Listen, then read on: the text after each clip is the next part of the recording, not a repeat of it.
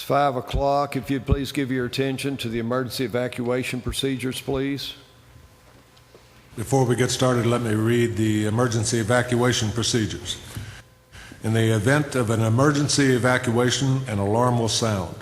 Everyone should exit the building by way of the nearest stairwell in a safe and effective manner. If the nearest stairwell is blocked by smoke, use the other stairwell. Do not use the elevator. Once you've reached the main floor, follow the exit signs to exit the building and quickly proceed away from the building. Please be mindful of others evacuating and of emergency vehicles. This time, the commission will come to order. Please register your presence by voting yes.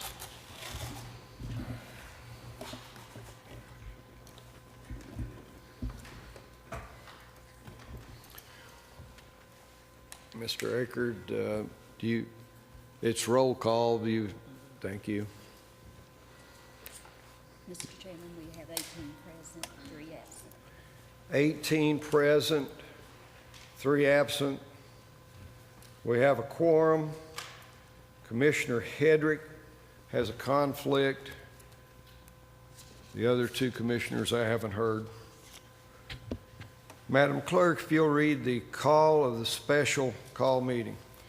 Call for a special meeting of the Blount County Board of Commissioners to be held in room 430 at the Blount County Courthouse, Court Street, Maryville, Tennessee, on Monday, April 18th, 2016 at 5 p.m.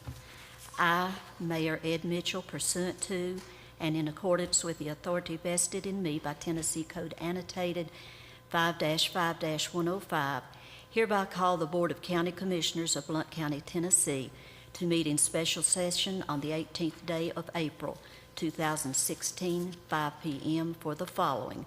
1, a resolution authorizing the purchasing agent to solicit a request for qualifications for architectural planning and/or designs, services, and/or programming services for Blount County, Tennessee. Thank you, Madam Clerk. At this time, the chair will recognize any member of the public for the purpose of public input on items on the call. If you'll come forward and state your name. Lady behind you first. I want to remind the public, tonight we'll only be speaking to the resolution, and that is to authorize the purchasing agent to solicit requests for qualifications. Yes, sir. Good afternoon. I'm Susie Bowman. My home is located in District 2. I want to speak regarding the proposed resolution to authorize the purchasing agent without taking her request before the entire commission at a regularly scheduled commission meeting. For what purpose could we possibly need such authorization?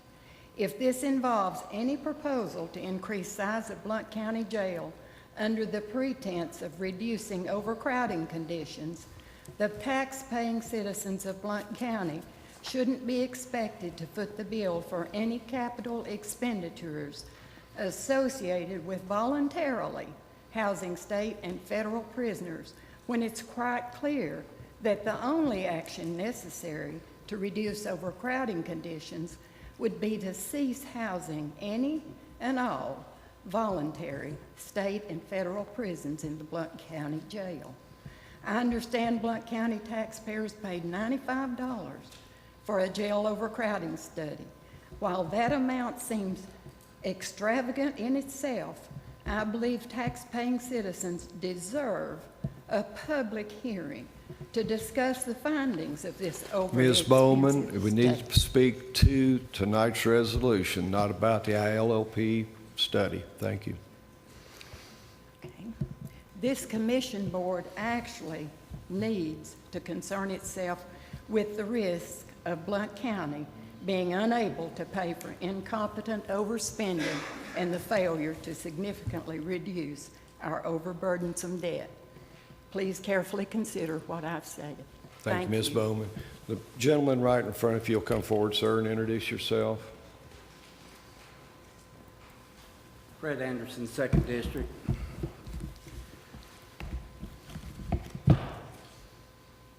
Comprehensive study was done.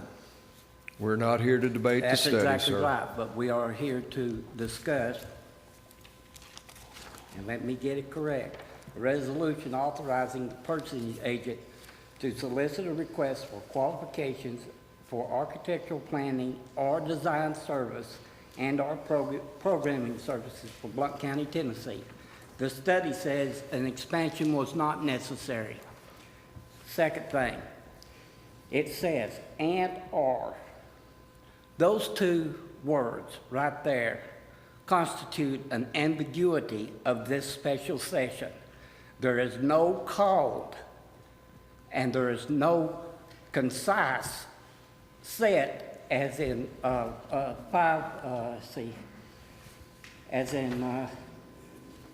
chapter 555-105, and under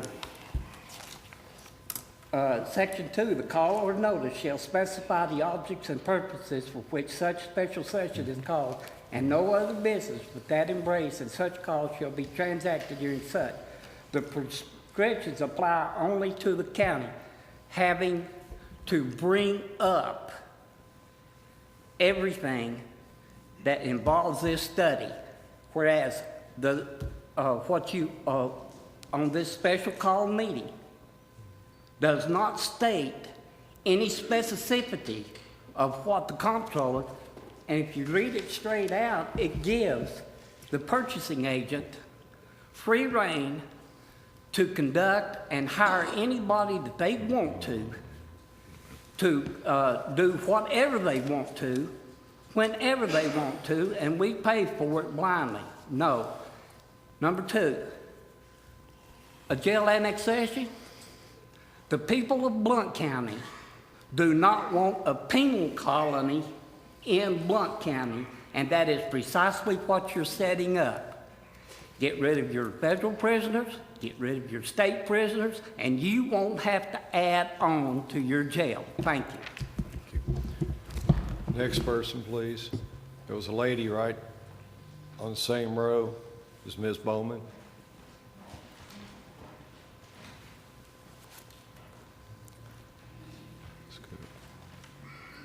Good evening, gentlemen and ladies. I'm Mary Cook, and I live on Old Whites Mill Road. I'm in District 4, and I'm here tonight because I just feel appalled that the citizens are being a special meeting at 5 o'clock in the evening. Doesn't give the people a chance to know what's going on. 5 o'clock, people are busy with their families, their children, getting off from work, and I feel that you're doing this just on purpose to keep everything away from us. That's what it smells like to me, but I want you to know that lies do not become truths, wrong never becomes right, and evil never becomes good just because a majority passes a vote. And I want to bring to you some of the things that I feel sincere about is that my grandchildren's future grandchildren will be paying off the debt for this county. We have to go through mud. Please speak to the resolution. I am speaking to, because you're going to hire an architect and you don't put bids out for an architect. You don't allow certain people. You just have your personal architects come in here. And that is wrong, but, we already have a debt of $300 million. My grandchildren's grandchildren are going to be working to pay this off. Ms. Cook, please, the debt I is have not to, the issue. I'm just talking off my head, but I have to walk through mud to get to this courthouse commission meetings. And I've been to Nashville several times, and I had to walk through the garbage to get to hear lies given to me. And then I go to... Ms. Cook, thank you very much. Please have a seat. Next speaker, please. The next speaker, please. Does anyone else wish to address the commission? Come forward, please, ma'am. Thank you for your time to make it, and remember that Jesus only had 12 disciples.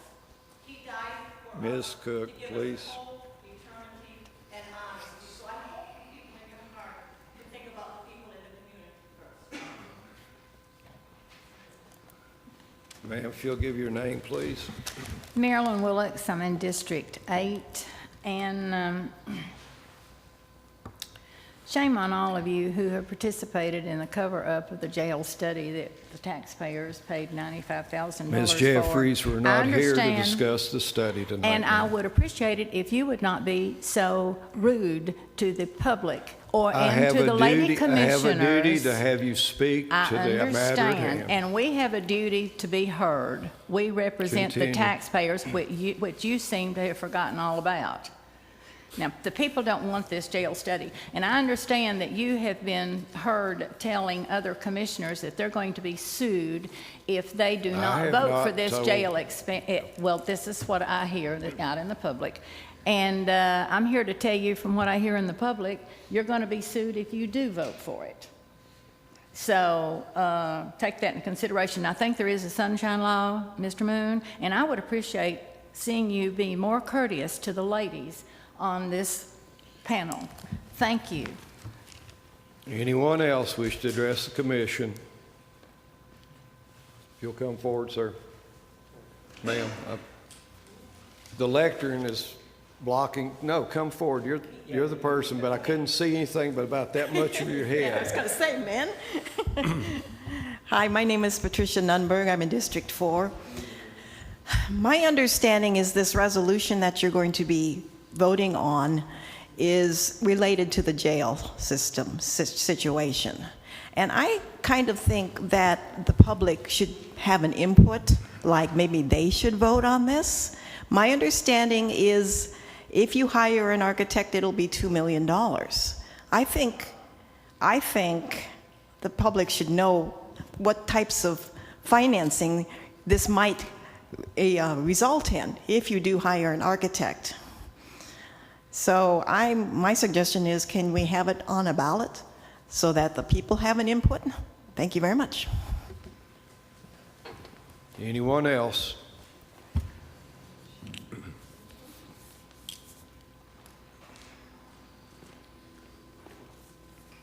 My name's Ray Moore from District 7.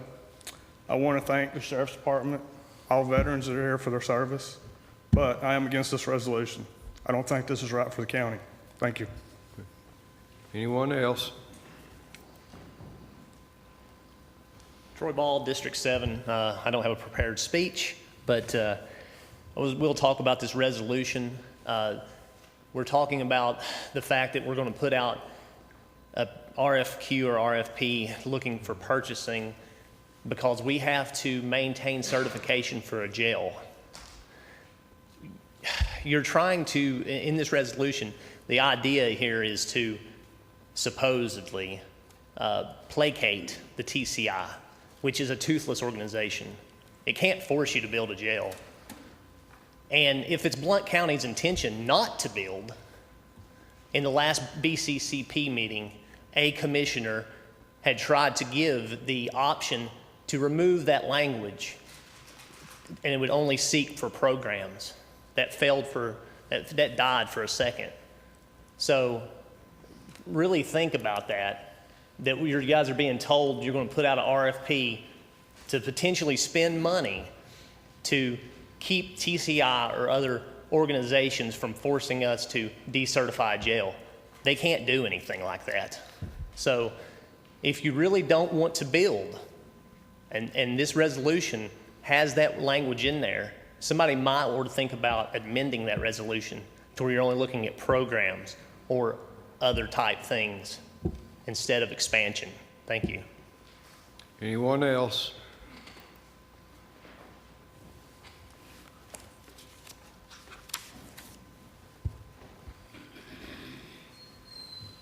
Mr. Chairman, State your name. Mr. Chairman, members of the commission, Craig Garrett, County Attorney. The mayor has asked me to come tonight to simply point out, I think, something that everyone's aware of, and that is the legal obligation to erect and maintain a jail of sufficient size it lies with this body and solely with this body. The Sheriff's Department has been sending a letter to the mayor's office routinely for the last several years advising the mayor of the overcrowding in the jail and by how many inmates it is overcrowded. And the reason that the Sheriff's Department is doing that is the last time the county was sued, the sheriff's department used that letter as a defense in. He is talking about the resolution. Excuse me, Mr. Garrett, stop the clock. I extended Mr. Ball the courtesy to express his views. The county attorney is trying to advise this commission as to what their legal duties are. Well, I've extended, Troy, didn't I extend you the courtesy to express yourself with some latitude? Right. Mr. Garrett, please continue. My point is that the sheriff is covering himself for any potential litigation. The mayor wants me to make you aware it's not his obligation. As paragraph 2 of the resolution says, the duty lies with this body and with this body only to take some actions. We have not been sued. This request for qualifications, not request for bid, not request for proposals, but request for qualifications, seems like the next logical step in addressing our jail overcrowding and would be something that would be beneficial for us to use in the event a lawsuit is filed against us over the jail overcrowding. Thank you. Anyone else wish to address the commission? Chair will stand for a motion on Resolution 1604-005.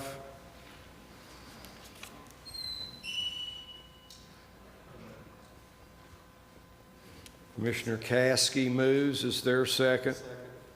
Commissioner Carver seconds.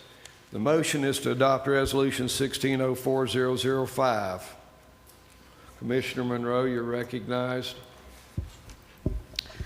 Thank you, Mr. Chairman. I'm quite embarrassed and frustrated that we're here today being asked to put this out because we have numerous other options available to us. We haven't even begun to explore all of the possibilities. The Blount County Corrections Partnership has not met consistently. We've only met just occasionally. Many of our meetings get canceled, things get delayed. I can't even get things added to the agenda anymore. The meeting minutes have been censored by the commission secretary. The process has been totally dysfunctional. It has turned from dysfunctional to a dictatorship.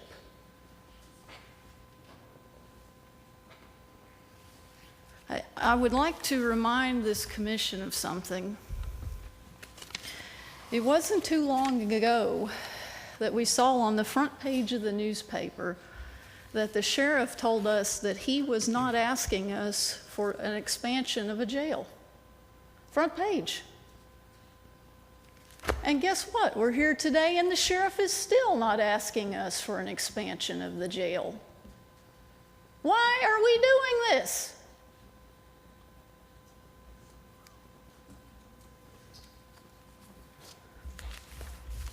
What we need to be doing is getting rid of housing the federal prisoners.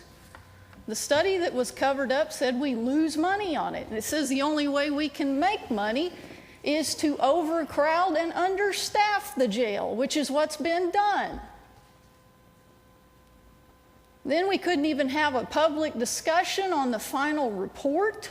Point of order, Mr. Chairman, we're not talking about the study that was done prior. I am talking about what could... Ms. Monroe's been a point of order raised by Commissioner Kaler. Chair rules that the discussion's out of bounds. I'll allow you to continue if you will address. I'll challenge the rule of the chair. Okay.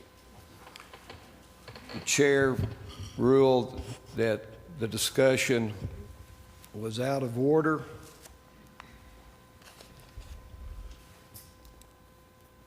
If you agree with the rule of the chair, vote yes. If you disagree with the rule of the chair, vote no. Please vote.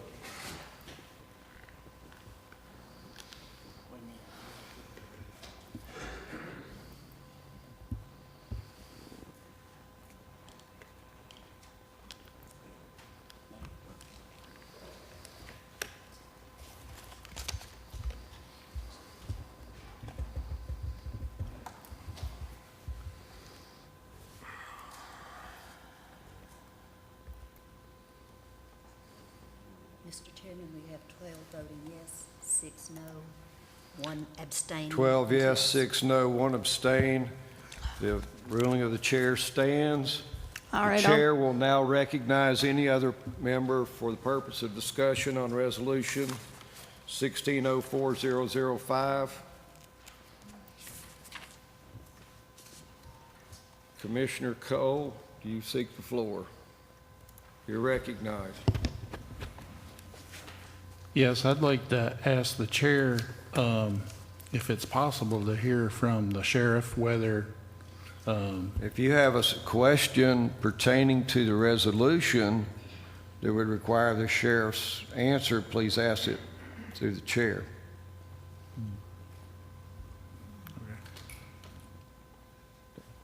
Go ahead, Tom. I mean, if you've got a question, ask it, please.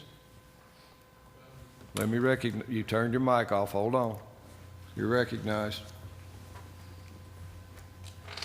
I don't know if it's directly to the resolution, because what I'm interested in, we have a choice to vote for the resolution or not, but I would like to understand, can the commission, or is it the sheriff's desire for us to stop housing the federal inmates? I mean, it impacts this resolution. I don't know if you can.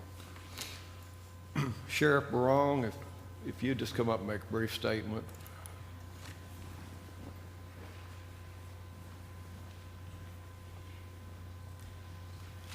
Good evening. I didn't hear the question from Go where I was ahead. at. One more time. Commissioner Cole. My question is, do you have any problem if this commission was to, or do you think that we need to house the federal inmates? Do you have an issue if this commission votes not to house the federal inmates? The commission- Sheriff Barong, before you answer, that really isn't relative to tonight's resolution. I apologize, but it really isn't. The duty of this body is to provide Sheriff Barong a jail. I guess, I mean, Can what you I'm rephrase?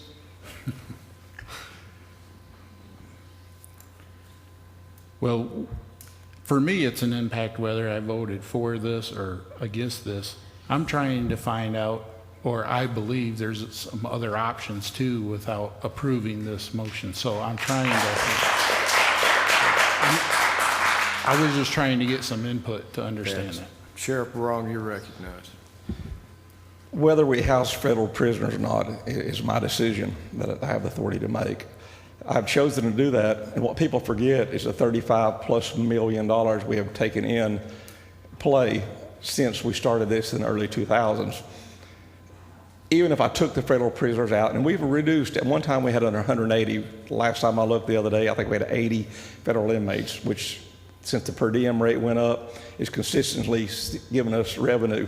As a taxpayer, I chose the right thing to do to have the revenue generated in. The state prisoners, I hear people talk about the state prisoners. We try every day to get rid of the state prisoners. I don't want to keep the state prisoners, but they're generated here. They call them state prisoners, but they're local prisoners that was convicted of a crime. Now it's up to the state when they have space available to come and get those inmates. We make requests every single day. I think we got rid of 4 maybe today out of about 140. But that is, the state prisoners is not an option to me. I'm at their mercy, and the citizens of Blount County are at their mercy also. Thank you, Sheriff Barong. Commissioner Cole, you still have the floor. Can I ask a follow-up question? State your question. I understand we do get revenue from the federal prisoners, but I've never heard, or I'm unclear whether that revenue is more than the expense of it. And then building a new jail, I don't think we can recover that cost, the fixed cost of that. I can ask Sheriff Barong to come back up and address that. We really are on the verge of getting off the topic, though, Commissioner. Sheriff Barong. Repeat that. So I understand the state prisoners, no questions there. No question about that. That's out We of just- our control. Out of our control. We get like $37.50, which is not a good deal for anybody other than state. And then I understand we do get revenue from the federal prisoners. Correct. I've never heard, or I don't know if you know the number, but when you consider the fixed cost, which is your capital investment and the interest and everything, plus your expenses, are we making or losing money total? The best way to look at that is say I've got 80 federal prisoners today, and we're getting $78.50 a day out of those prisoners. Plus medical. Plus medical. I mean, that's the expenditures. The only expenditure we locally have is the food and the clothing. And I had it broken down a few months ago. Don't have that with me. It's like $20 for food, for clothing, for change of clothing. Even if we take the federal inmates out of the facility, we're still going to be overcrowded. We're still going to be having this discussion, this conversation. We have an increased staff. In the study that people talk about, that guy said even if we had 350 people, we're understaffed for 350 inmates. So we haven't added inmates to our staffing, even though that person that did the study says that we're not staffed for 350, let alone what we are now. We ask every year for some increased staffing. That's not for the federal inmates, that's for the local population. So to answer your question, there's no way around it. It's a profitable thing for a community which offsets the fixed expenditures that's going to be there anyway. I take those 80 inmates out, our expenditure is going to go down about that much, and the revenue will go down $2 or $3 million a year. Thank you, Sheriff. Okay, thank you. Commissioner Cole, you have the floor. No further question. Thank you. Commissioner Carver, you're recognized. Again, if this resolution is for an RFQ, only to find out what the price for services or facilities. We are looking at all different avenues of approach here, expanding out services that we can bring in, other avenues of people that have needs and how to address them, and then also the possibility if we do have to expand. But this isn't just an expansion. It's not asking for $60 million or $2 million or what you all are saying. There's no money going to an architect, as I understand it. Is that correct? Thank you. Commissioner Akert, you're recognized. Thank you, Mr. Chairman. I'm wanting to clarify a couple of things. We've been told that the costs on these prisoners is a fixed cost and the additional revenue is only revenue and there's no additional cost yet. Basically, the reason we're sitting in here this afternoon in this special meeting is because we're wanting to spend a whole lot of money to take care of extra people that we don't have to. And we've been told that we're subjecting ourselves to legal action because of the overcrowded situation, and we've also been told that we're overcrowded because we have been forced by the state to take state prisoners that has us overcrowded. And it appears to me that if we were to be sued for overcrowded and the state is who forced us to house prisoners that we're not supposed to be housing, the lawsuit immediately goes to the state. That's the most logical way to look at the lawsuit in my layman terms. I admit I'm no lawyer, but if the state's forcing us to do something that they're supposed to be taken care of, they can't force us to build a new jail so that we take care of their people that they're not even adequately taken care of under the pretense of we need to be afraid of a lawsuit. That just doesn't make sense to me.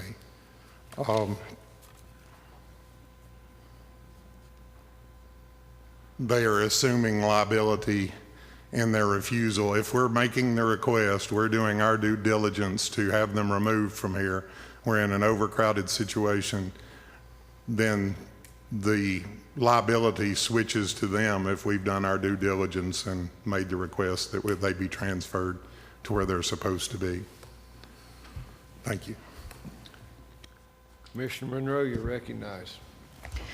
Thank you, Mr. Chairman. Under the resolution where it says, "Now therefore be it resolved by the Blount County Legislative Body assembled in special session on the 18th day of April 2016 to authorize the purchasing agent to solicit a request for qualifications for architectural planning and/or design services and/or program services," I move to strike the words "and/or design services" and/or and insert the word "for."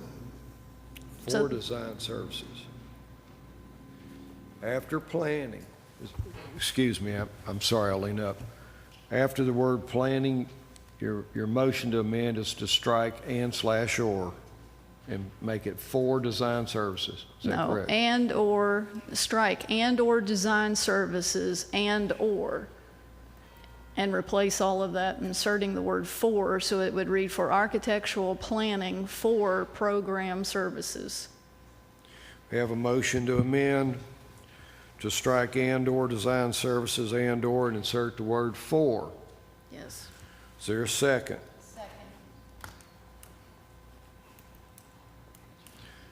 Motion, you've heard the motion to amend. Is there discussion on the motion to amend? Commissioner Lewis, you're recognized. Just one question to the maker as to why that change is requested. Commissioner Monroe, you have a question as for the purpose? I think that we should explore program services and get rid of the federal prisoners and quit losing money once and for all. There's going to be $2 million sitting in a fund. Let's use that to get to work, to get people back to productive members of society. We've got several program opportunities that we've not explored. Let's explore it. Commissioner Allen, you're recognized. Thank you, Mr. Chairman. If I kept up with Commissioner Monroe, it's going to read that architects are providing program services for prisoners. Is that right? So we're going to have architects design our programs for prisoners. That's the pending motion, Commissioner. Just checking. Commissioner Monroe, you're recognized on the motion to amend. The motion could be reworded if we need to add design services, but we could just let them come back with planning. If this fails, I can try another motion, but architectural planning for program services, let's see what they offer. But if we need to word it with the word design services in there, I don't want us to look at building a jail. Let's just look at what they can offer strictly for program services. Pending motion is a motion to amend, striking and/or design services and/or and inserting the word "for." Are the members ready for the question? If you're in favor of the amendment, vote yes. If you're opposed to the amendment, vote no.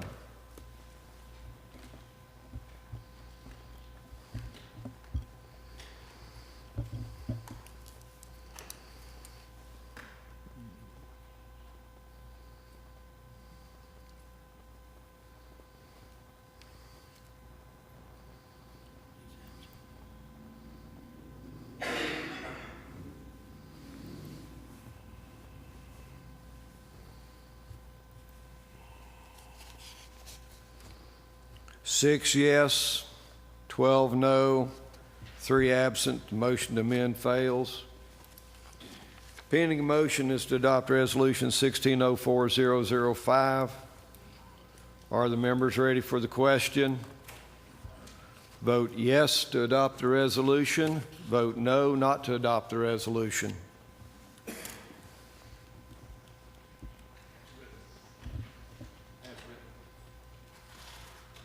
The amendment fails, sir.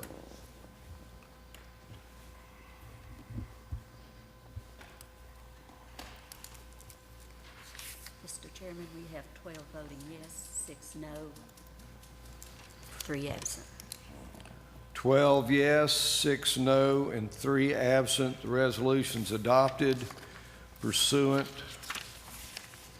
to 55105. No other matters can come before us. We are adjourned.